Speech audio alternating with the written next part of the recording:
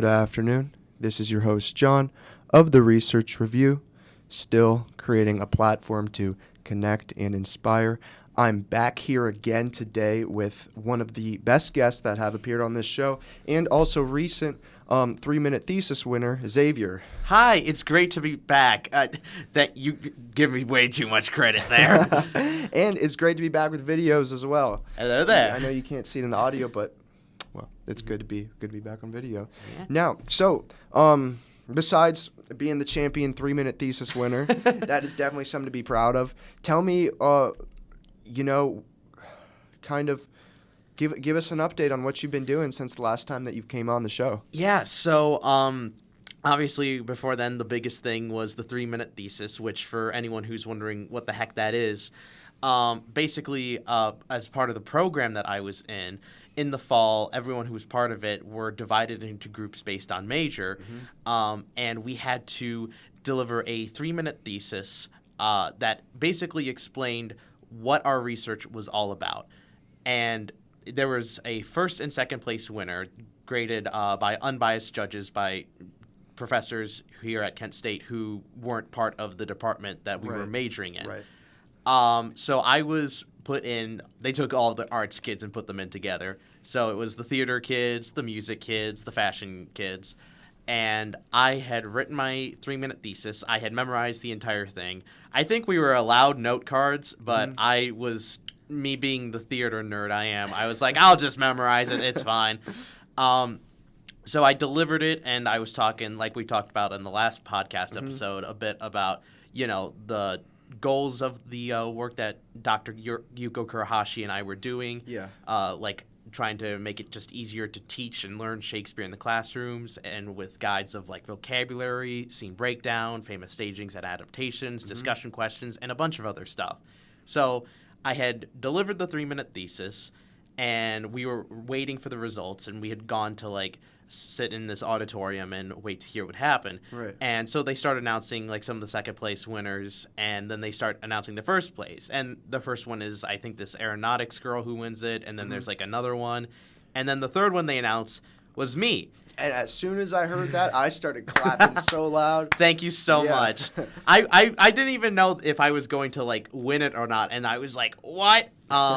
But then they ended up asking some of the first place people to speak again. And I was one of the ones chosen. Right. So then I ended up essentially giving my 3-minute speech again in front of the entire program, which went, I think, really well. It went so good. You have no idea, and I know I was mentioning this to you earlier. Like, I don't know if you were in the zone, or if you scanned the crowd or not. But when you were talking, I was scanning the crowd, and I was like, "Man, these people are engaged." Thank you so much. On the edge of their seats, listening to what you're saying. You know what I mean? And the big thing I think is, at least with everybody, is that it's just the passion that you bring and showing what kind of good you're trying to do with the different projects that you've done. Right. And for me, I was intent in knowing that like the Shakespeare work that I'm doing now is for good, is that it will help people. Yeah. And that was the hope that I was trying to convey.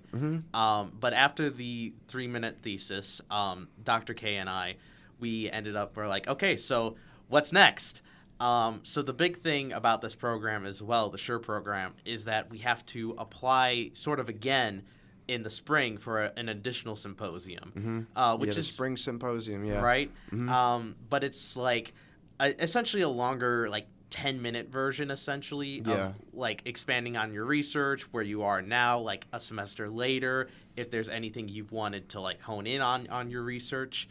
And so what we're doing as of now regarding that, apart from continuing to expand on what we already have, we wanted to take a little time to examine how Shakespeare has been used for underrepresented voices and groups. Okay, awesome. So I think I've mentioned a little bit on the last episode how cultures all around the world have used Shakespeare. Yeah, I thought that was really interesting. I was surprised, like, it's really popular in places in, like, Japan. Yeah. There's a yearly article in, like, South Africa.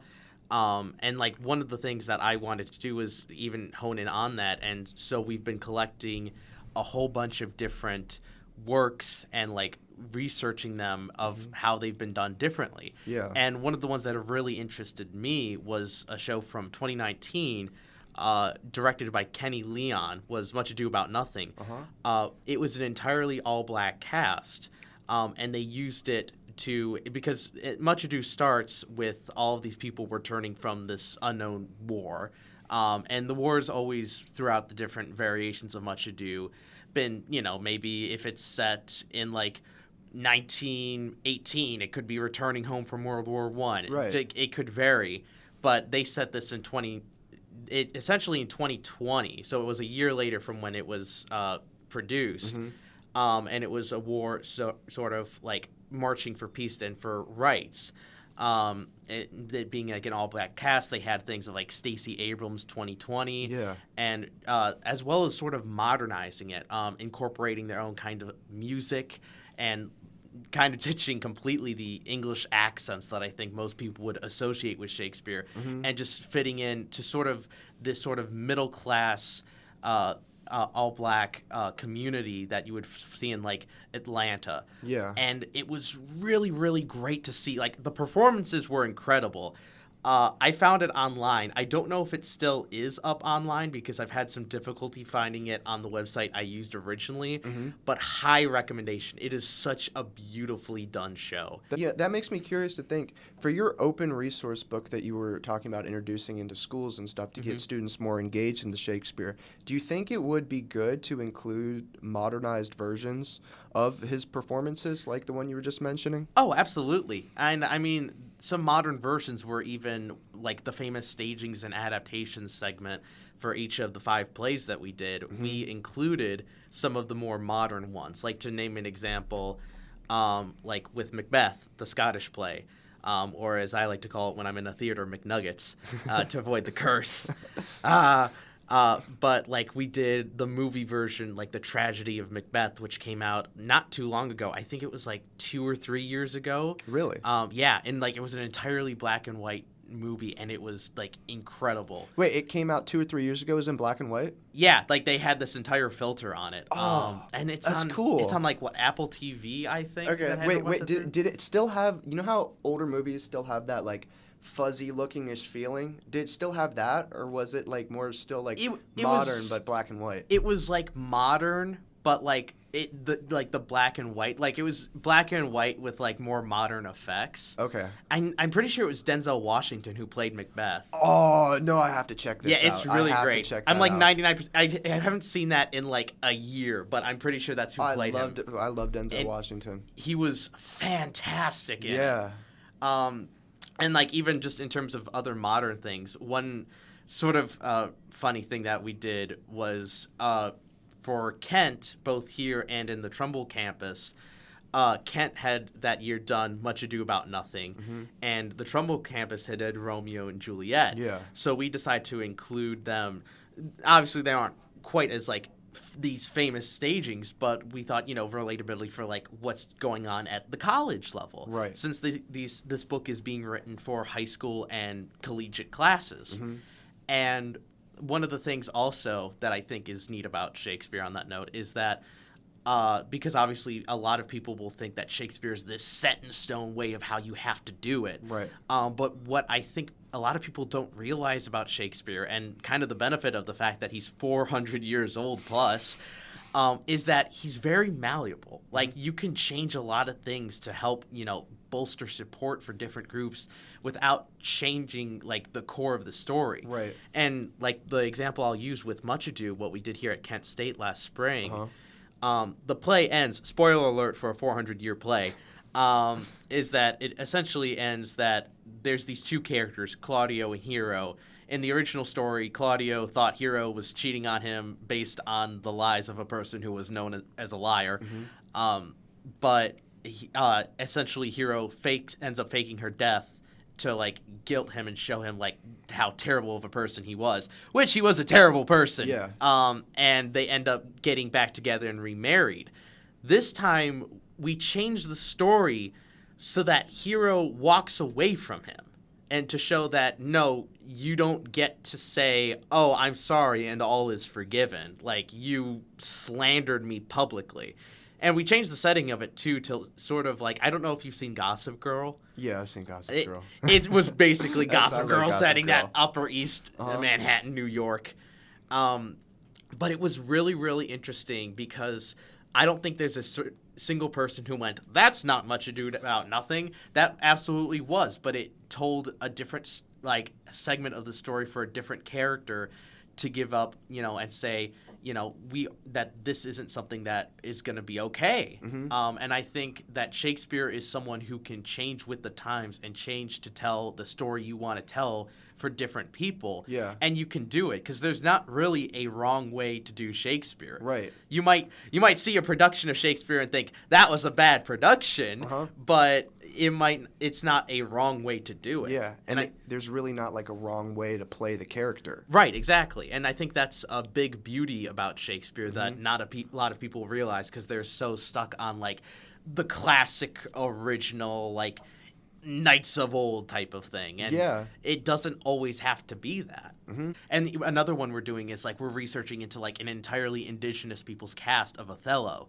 Yeah. And like what's Othello? Othello I'm not is familiar with that. Othello is we don't cover. That's one of the ones we didn't cover, but we're referencing for that particular reason. Othello is the story of a black man who essentially is rising through the ranks. And another, like, a servant of his, essentially, like, not servant, it's more like under him military-wise, right? Named Iago, who essentially gets jealous because Othello has the beautiful girl, has this great position, and, like, is a genuinely good man, and Iago's like, I'm jealous of you, and, like, he essentially is a saboteur to Othello. He makes him doubt his wife Desdemona's love for him. He basically isolates him from everybody, and it just ends in tragedy. Yeah. Hence the tragedy of Othello. But again, it's this unique take of like that, and we're still doing some research into this one, and I'm trying to set up an interview with the director who did it. Really? Mm-hmm. How is that going to be hard to contact him? I mean, she's actually got her email that was connected to it, so I'm going to be sending her an email and be like, hey. Fingers crossed. Hope for the best. Yeah. But like as I was reading on it, it was just this idea of like the invasion of like land and like this idea of colonialization as I understood it, and like expanding on that with this cast, and it was really, really interesting to read. And I think again that's the hope, is to showing that it isn't just this rigid set in stone thing, that Shakespeare can be relatable and accessible to anybody, because the important thing about Shakespeare isn't necessarily all the time of who is doing what, but the core values, the core humanity that Shakespeare shows, that no matter who you are, like you can feel things of greed, of love, of pride and honor and comedy and tragedy, smiles and tears, that these core human values, the things that make us human, are felt and done by everybody. Wow. And that's what's so beautiful about this kind of work, you know what I mean? It's so beautiful about it. And that's probably why it's been so popular for 400 years, you know? And why it's going to be so popular years and years in the future. Now, I know you said earlier that you're actually working on your own play? Yes. So one of the things that you have to do as a senior is what's known as a capstone project. Right. Now, someone then later asked me, why didn't you just make this as your capstone project? And boy, would I have thought of that sooner. But I'm glad you're doing your own thing. No, it was really cool because A Midsummer Night's Dream is probably my favorite Shakespeare play. But I always thought I thought you liked King Lear. I like King Lear too. I like a lot of them. But I have a very certain fondness for A Midsummer Night's Dream. Okay. Why's that? It was actually the first Shakespeare play I ever performed in, where I was the character of Nick Bottom, who is this comical, lovable idiot in like every possible regard. He gets turned into he's the famous character that gets his head turned into a donkey and like gets swept up into this whole commotion with fairies. Yeah. And it's like, what is happening to this guy? And he's just taking it in stride. And he was so much fun to play and just so much fun to be. And I fell in love with the story. But I always felt, because Midsummer Night's Dream is interesting because it's essentially 4 stories in one. because you have the main story of essentially these four lovers who are these teenagers who are in love. There's like Hermia, Lysander, Helena, and Demetrius. Yeah. Hermia and Lysander are in love. Demetrius is in love with Hermia, and Helena, Hermia's best friend, is in love with Demetrius. That sounds like some drama. Oh, it gets better because there's this guy Aegeus, who's Hermia's dad. Uh-huh. He does not like Lysander and wants Hermia to marry Demetrius. Really? So he basically goes to Theseus, the duke, and who is another story of him and Hippolyta getting married at this time, and goes, hey, the law says that I can tell my daughter who to marry or she can die, so can you invoke that? And Theseus is like, okay, I guess. And he's like, I mean, Hermia, you either marry Demetrius, you become a nun, or you've got to die. I'm sorry, that's the law. I don't make the rules, I just enforce them. Yeah. So Hermia and Lysander run off. Mm-hmm. Helena, they tell Helena, and Helena's like, I know Hermia's my best friend, but I like Demetrius. So if I tell him, maybe that'll get me favor with him. Yeah. She really sells out her best friend for some guy she's got a crush on. So she tells Demetrius, and he runs off after them, and she runs off after him. Uh-huh. Meanwhile, those are the first two main stories. The third story involves these fairies, which is Oberon, the king of the fairies, and Titania, the queen of the fairies. Yeah. They are fighting over this changeling boy. Titania saying, What's hey... a changeling boy? It's sort of like this mythical fairy type that basically, way, way back in history, a changeling boy would be someone that fairies would come and sneak into someone's house of like a newborn child and swap the babies. Like, so if someone was just newly born, they would take the child and place it with essentially a fake one. Uh-huh. That was like this weird fairy boy. Yeah. Kind of like a stork in a way. It's actually not too far off in that way. And it Yeah. was this very, like, kind of terrifying, horrifying thing. Because I think when you think fairies nowadays, you think of, like, Tinkerbell from Disney. Right. Fairies, way back when, were these terrifying, horrifying creatures that Really? you did not mess... Yeah, you Really? did not mess with fairies. Huh. And even in cultures that still today, of you do not mess with the fae. Right. In any regard. I think it's very common in Ireland, I believe. I might be wrong about that. No, you're right. Yeah. But like it's very much a case of if you offend a fairy, you are going to regret it, Mm-hmm. and if you walk away, you will be lucky. Yeah. Are they regarded as like still like real entities in a lot of cultures? In a lot of cultures, yeah, they are still regarded as real. That like there is a lot of respect for the fae and belief in them. Yeah. That's cool. It's died down significantly since then, but they still have a very active presence in a lot of cultures. Right. But basically, they're fighting because Titania has taken this changeling boy and essentially sees him as like this child that like of her own that she got from this mother who died that she was friends with. Right. And Oberon is like, well, no. I want the changeling boy because I want another servant. Yeah. So they're fighting over, like, this boy. Uh-huh. And so they're, like, not on speaking terms. And basically the fourth story is what's known as the Rude Mechanicals. Okay. Which is this acting troupe. And because it's Theseus and Hippolyta's wedding, they are hosting, like, these different events that could be done in honor of their celebration. And these actors are like, we should do a play. And they're trying to rehearse this play called Pyramus and Thisbe, which is was a heavy inspiration for Romeo and Juliet.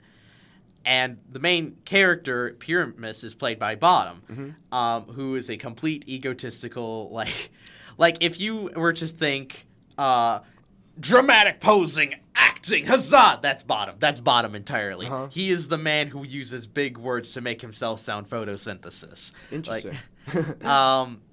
But essentially, at some point or other, all four of these stories end up intertwining and connecting. Yeah. And I just thought it was really interesting to see how they do.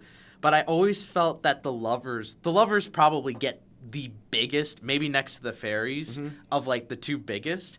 And I always felt that the mechanicals were not utilized to a point that they could have been. Yeah. Like, Bottom gets utilized quite a bit. There's a little bit of characterization for two other characters named Peter Quince and Flute. But, like, there's 6 of them, and there's not a whole bunch done with them except for the final bit where they do the play. And it's terrible, but it's funny.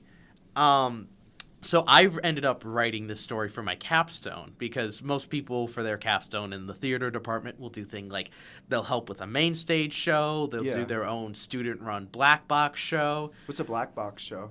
So there's a black box show is a specific kind of show where it's usually a smaller or more experimental kind of show in what's known as a black box theater, which is hence the name, just a giant black box. And it's really helpful for people who are very like minimal in the things they want or they need. Yeah. And we actually have one in Kent, which is where currently right now they're rehearsing for a collection of student plays that will, I think, be performed in April. I don't remember the exact dates. Interesting.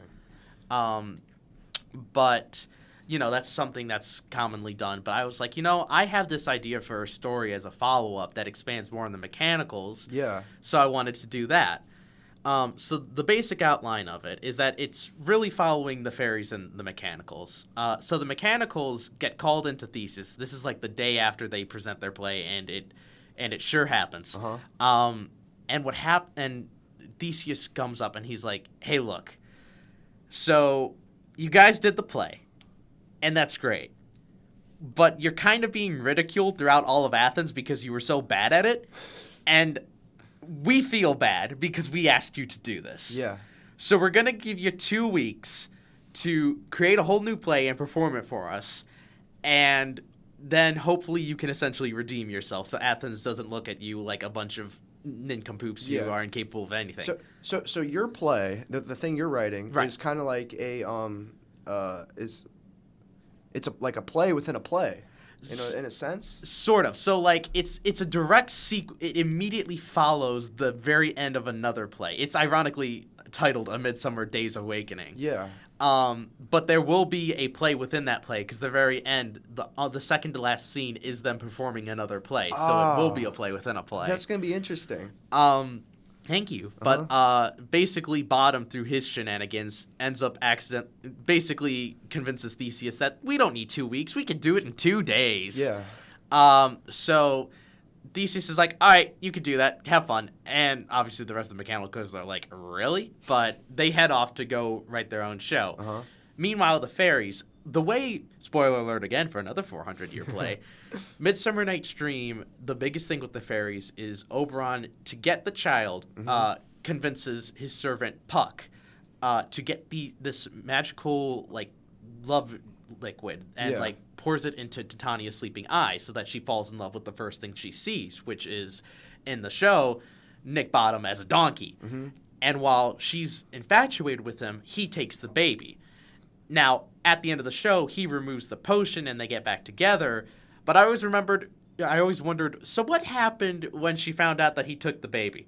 So what this starts off is she has just found out and she is livid. And she's basically on the verge of declaring war on him because they have their own separate servants and followers. Yeah. So Oberon's like, okay, this is bad. Puck, you take the baby, go hide it, and I'm going to try and not cause a war within the fairy community, essentially. And so Puck goes out to this hidden grove that's far enough away from fairies that, that's close enough to human civilizations that fairies won't approach it, but far enough away from the outskirts of the city that for no reason would any human be out here. Right.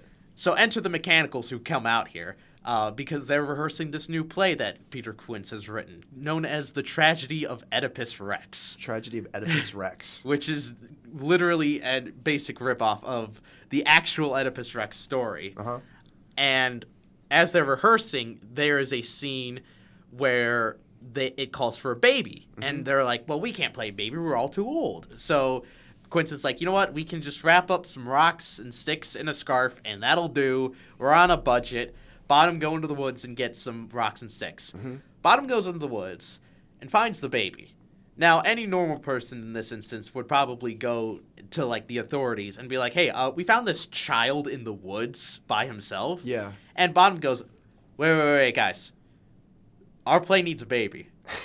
And we've got a baby right here. When an opportunity presents itself, you got to take it. Presents. So Bottom's logic to convince them is, listen, we're going to perform this in front of Athens anyway. Mm-hmm. The parents are probably in Athens. We'll just perform it from the baby and find the parents that way. And they're like, oh, okay, that makes sense. And Puck comes back and realizes, oh, God, I've made a terrible mistake.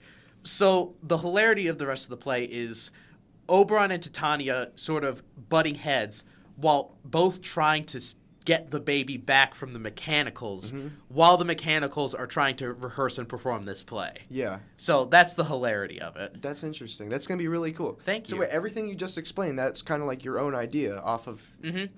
That's incredible. Thank that's you fantastic. so much. Yeah, you literally just... like have the whole script like in your mind. Yeah, it's all written. I hosted with a couple close friends a read-through of it, and they really liked it. Yeah. This has been just like such a big project that I would love to see it get produced at some kind of level. I think there would be a lot of people actually here interested in doing it. You know what I mean? Oh, absolutely. I had an idea of possibly, because they've already selected the main stage shows for next year. Yeah. But the year after being like, because they do a Shakespeare-esque show on the regular, like every other year or so.